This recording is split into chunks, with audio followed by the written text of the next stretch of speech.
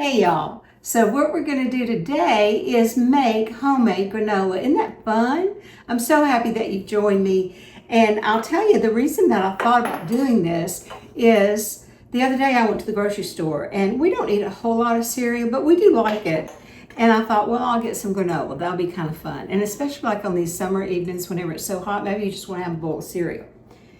So a bag this big was $10. And I thought, no, I'm going to go home and make it myself. I have this recipe in my recipe book, y'all can see. And that's what we're doing today. So in a glass measuring cup, and it needs to be a 4-cup because whenever it's in the microwave, the water will boil up. It's a half a cup of water and a cup and a half of brown sugar. I use dark brown sugar because that's what we like.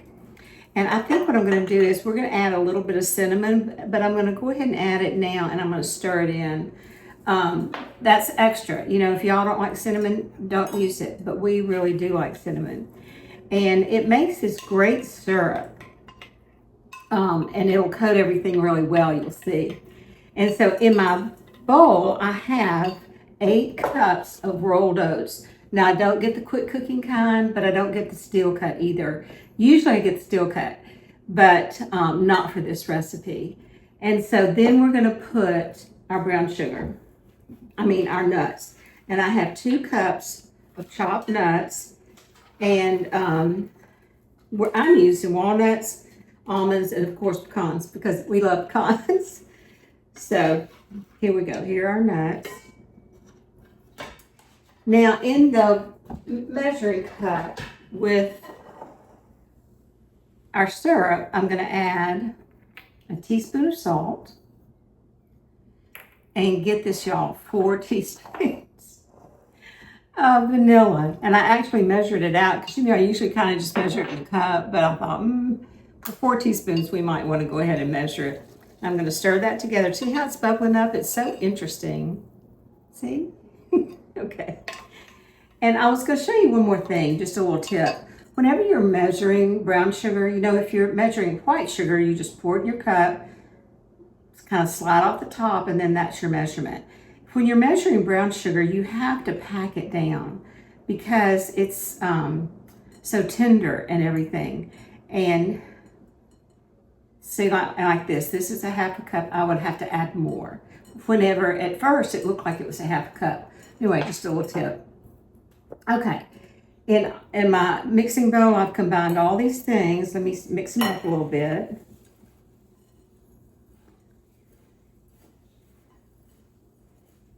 All right. Now let's add our syrup mixture. Once again, it's a cup and a half of brown sugar, just a tiny bit of cinnamon. And that's just because we love cinnamon. And plus, cinnamon is super good for you. Okay? And then whenever I got it out, I added a teaspoon of salt and 4 teaspoons of vanilla. And that's kind of a lot, but it takes that because that actually makes a nice amount of granola. And I went ahead and made the whole recipe. You don't have to make the whole recipe. You can have it. But it keeps really well. And so why not, right? So let's add it and mix it all together really well. And then I have 2 baking sheets. And I put parchment paper on them. Let's bring one of those here. Oops. Our lights are going in and out. So this is important, y'all. It takes a minute. But you have to stir it really good because you don't want any clumps of the liquid. You want it to all be really smooth. And also, it needs to touch the oats. Like all the liquid. All the oats needs to have a little bit of this stickiness on it. And it'll be really good. Now, we're going to bake it at 275 for, let's see how long. 45 minutes to an hour until it's golden and crunchy. So you have to be patient. But then whenever you take it out, that would be a good time to add any dried fruit if you'd like to. I'm not, and it's really pretty to add dried fruit. It adds a lot of color. You could add dried apricots or cranberries or dried raisins or, anything like that. Dried cherries would be good, but it also does add some calories. So I think I'm just going to leave this as is, the oats and the nuts.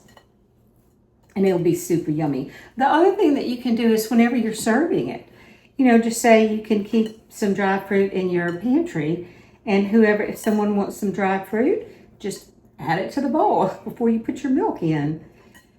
Or as a snack. A lot of people like to eat granola as a snack, and it's an excellent snack for sure, all this oatmeal. I hope y'all are doing great. Thank you for subscribing, watching, sharing. I really appreciate following us, and I feel like we're one big happy family, and I am beyond grateful. So I've got my book and my seasonings right behind me, right over there. If you want one or more, and the spatulas that we get the Amish to make. Oh gosh, they'll outlive all of us, y'all. I love mine. I'm using them every day whenever I'm cooking. Anyway, you can go to my website. Okay, I think this is very nicely incorporated.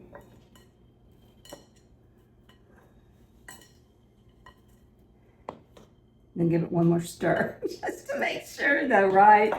We sure don't want to go to all this work and not have it well incorporated. This is kind of one of those brown food tastes good recipes. Of course, in Louisiana, where I grew up, we love brown food because there's so much. Gumbo is kind of brown, and etouffee and all those great rice and gravy, all those wonderful dishes. So whenever they were talking about, well, it's all brown, well, I didn't see a problem at all, and I surely don't now. Okay, so what we're going to do is we're going to spread it out on our cookie sheets. And we'll use this. This is an ice paper, actually. So I've got 2 cookie sheets that are lined with parchment paper. And then, like I said, we will bake it. It's at 275. I always love baking stuff low and slow like that because, we cook low and slow on a lot of our stuff and a lot of our dishes. And so I think whenever you bake anything like this low and slow, then it just makes the flavors all meld together really well. And so that's why I like it. And it toasts it just a tiny bit. It's like just enough, right? Just a tiny little bit. So this is the way it's going to look on our baking sheet. And you want to spread it out as much as you can. And I'll split it between 2 baking sheets. So you see how I'm spreading it out? So you can make it to all corners though, but you really do need to spread it out so that when it bakes, it'll get nice and crispy. Okay, I'm gonna do the other baking sheet. I'm gonna put them in the oven, 275 for about 45 minutes or an hour. So we'll be back. Okay, y'all, here's our granola. It smells so good. My kitchen smells so yummy, y'all. And at this point, you can see that it's still very pliable. And so what you want to do is, this is the time that you add your dried fruit. And then just sprinkle it in, stir it up a little bit, and then let it cool completely. And once it's cool, then you can put it in your jar. This is what I'll keep it in, a mason jar, or whatever container you're going to keep it in. But anyway, there you go, y'all. Homemade, crunchy granola from Miss Dana's Kitchen.